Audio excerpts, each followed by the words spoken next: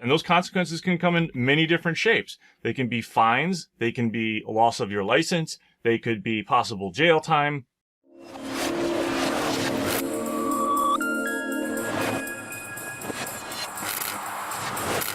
The third control within governance are legal regulatory requirements regarding cybersecurity, including privacy and civil liberties, understood and managed. Now, are the relevant regulatory compliance objectives and obligations, are they identified and cataloged by your organization? Do you even know what you're held to? Okay.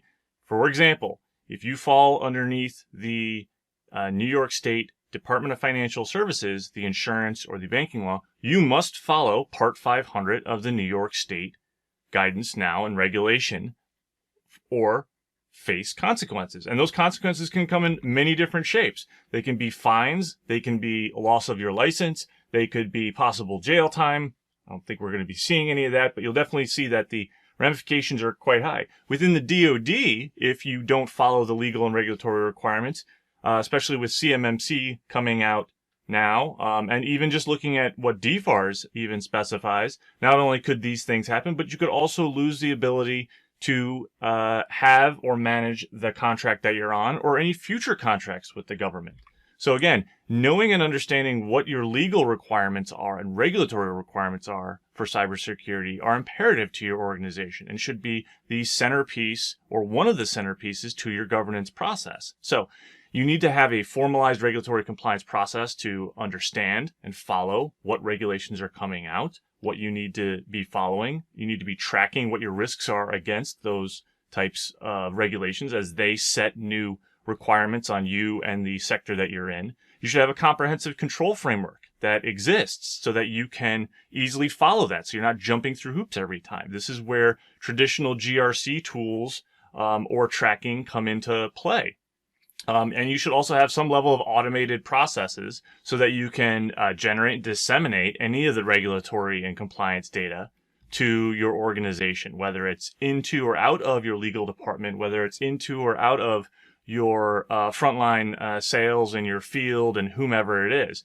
Internally, you need to set up some level of a governance framework that you can easily go through and identify at specific times within the calendar year where you will check on and report on your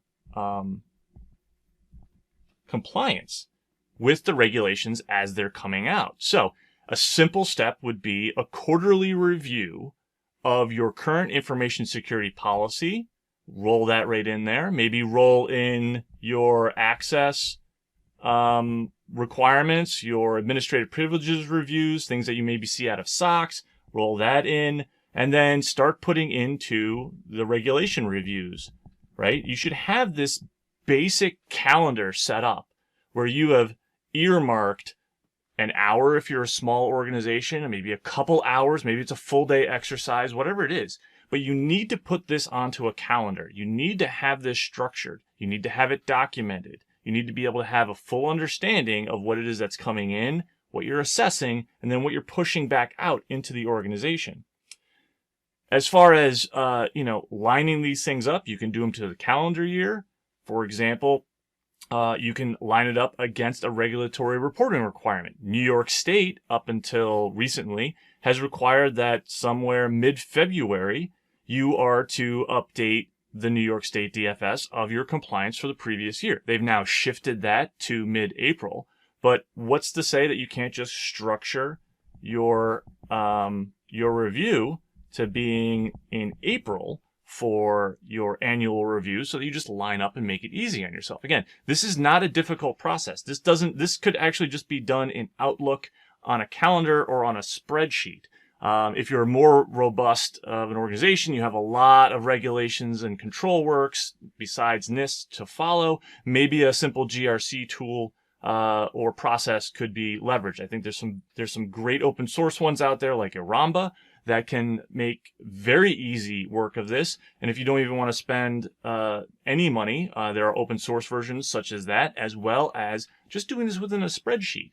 So understanding and having the feedback from your legal and regulatory experts within your organization or consulting outside counsel for that information. And then rolling that into a regular process allows you to meet this control because now you understand what the regulations are that you're held to, as well as now you are managing to that and can show proof if an auditor or an outside regulator would come in that you are managing those regulatory requirements and expectations and you're doing it in line with an overarching open standard such as the NIST Cybersecurity Framework.